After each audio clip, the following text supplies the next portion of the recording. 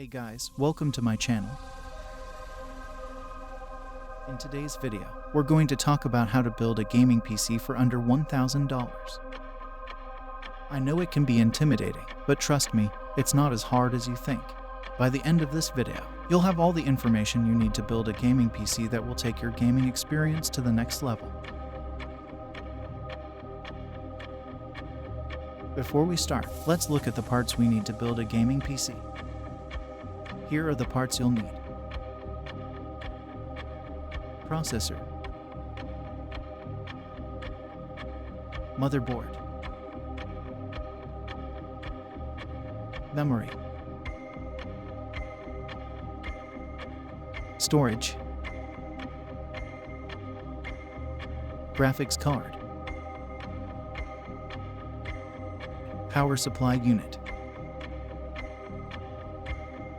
case, cooling. Let's start with the processor, or CPU. This is the brain of your computer, and it's responsible for processing all the data. For a budget build, we recommend the AMD Ryzen 5 5600X. It's a great processor that won't break the bank. Moving on to the motherboard. This is the main circuit board of your computer, and it connects all the other parts. For this build, we recommend the MSI B550A Pro. It's a great motherboard that offers great features and good value for money. Next up is the memory or RAM.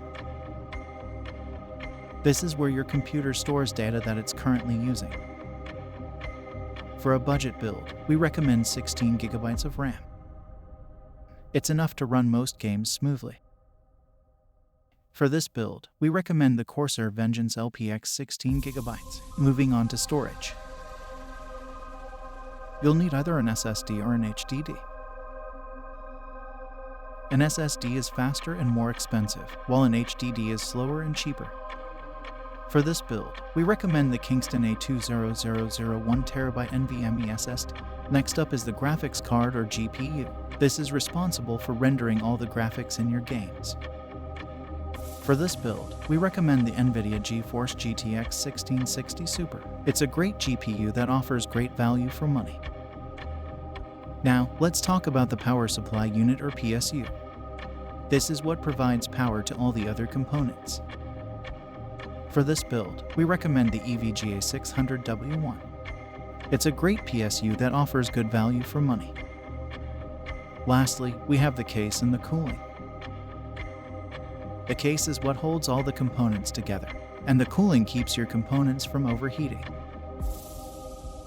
For this build, we recommend the Phanteks Eclipse P300A and the Cooler Master Hyper 212 EVO. Alright, now that we have all the parts, let's get into the building process. The first step is to install the CPU onto the motherboard. Make sure to handle the CPU with care and avoid touching the pins on the bottom. The motherboard will have a specific slot for the CPU, and you'll need to gently place it in and secure it in place with the CPU retention mechanism. Next, we'll install the RAM.